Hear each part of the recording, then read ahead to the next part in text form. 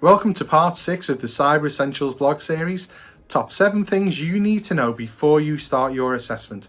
Today we are going to talk about application or third-party updates. Okay, let's start with what is patching. A patch is a small program, or in some cases a major update that is designed to resolve or fix a known issue. Application updates can prove to be challenging in a number of ways. Number 1. Compared to our last post where we spoke about operating system and firmware updates, application updates typically don't follow any regular release schedule. Number 2, it's difficult to determine if your application is still receiving updates without searching the vendor's website, and even then, sometimes it's not clear. Number 3, in most cases, well-known applications update themselves automatically. However, by far the majority of applications don't. They either require you to download the update or complete a version check. Number 4, you cannot rely on Microsoft or Apple to keep your applications updated.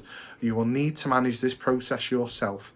If you rely on an IT support company, they will need to invest in tools that cater for third-party applications.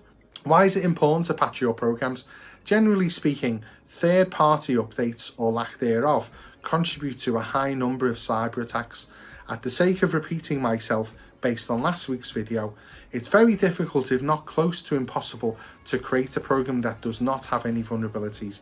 The industry has grown over the past several years, and responsible companies now pay white hat hackers, good hackers, bounties to report any vulnerabilities. Even so, it's very difficult to find all the bugs. You can earn hundreds or thousands of pounds for each vulnerability if it's critical enough, so there is big money in this field. Black hat hackers, the bad guys, can earn even more, so this is a massive business in its own right. Even when a patch is released, bad guys will regularly review them and attempt to reverse engineer them to identify what changes have been made. They will then write programs to specifically target these vulnerabilities.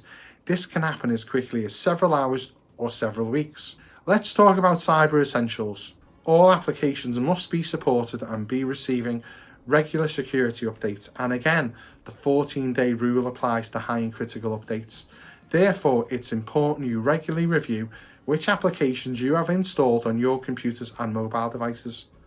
For smaller organisations, paper policy update controls will be sufficient. However, for larger organisations, an assessor would be looking for some form of technical control. However, worst case, this would be stated as an assessor comment on the feedback report.